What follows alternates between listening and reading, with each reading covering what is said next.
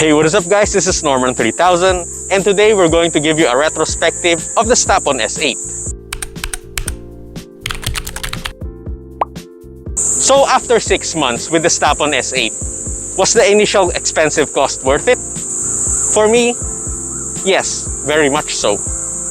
Let's get on with the video now. So I'm going to show you the boot times here. For the specs, here is a quick rundown again. It has 4 gigs of RAM, 64 gigs of ROM, Android 10 but it says Android 12 on the ad, 1280 by 720p, 4G connectivity, wired or wireless Android Auto or CarPlay, and the processor of the AC8259. The interface is still smooth, boot times is still respectable, and app rest times is fairly quick. Let me show you a quick demo here.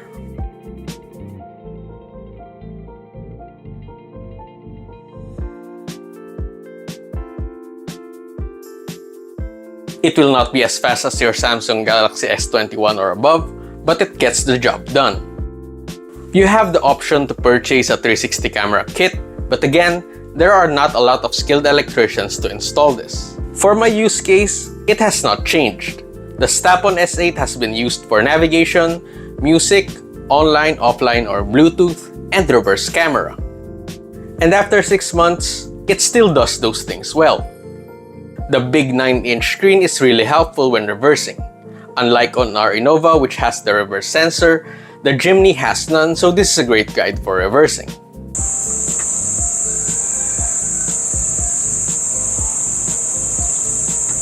For the music, whether it be offline, yes, I still use MP3, and yes, I am old, through Bluetooth or streaming services like Spotify or YouTube, the Stapon S8 is a great music player.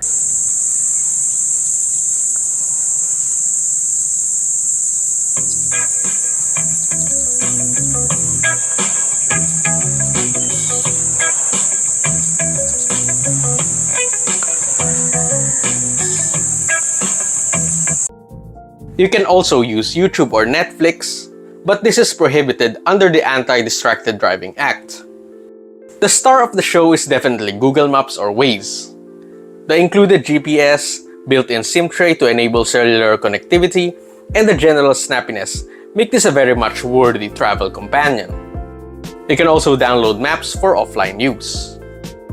As mentioned, the Stapon S8 has an included SIM tray. You can load this up with a smart SIM, with magic data, and you'll pretty much be set.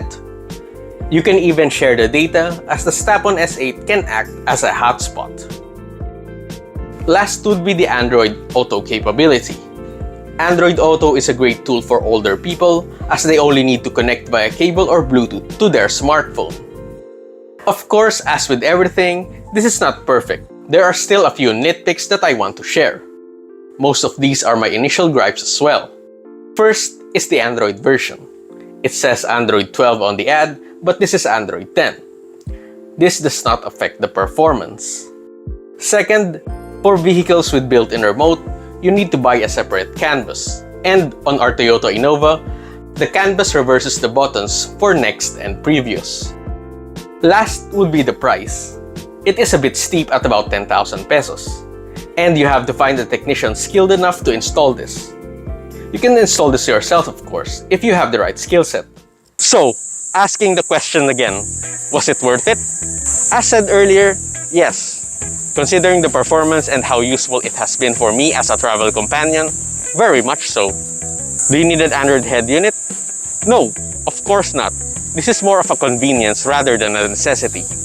But if you are shopping for an Android head units anyway to make your rides more fun and entertaining, the Stapon S8 with its big screen, sleek design, snappy performance, and 4G and Android Auto capabilities is a great choice.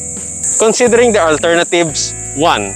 Get an Android head unit that's cheaper, but it might be terrible and very slow and very unbearable to use.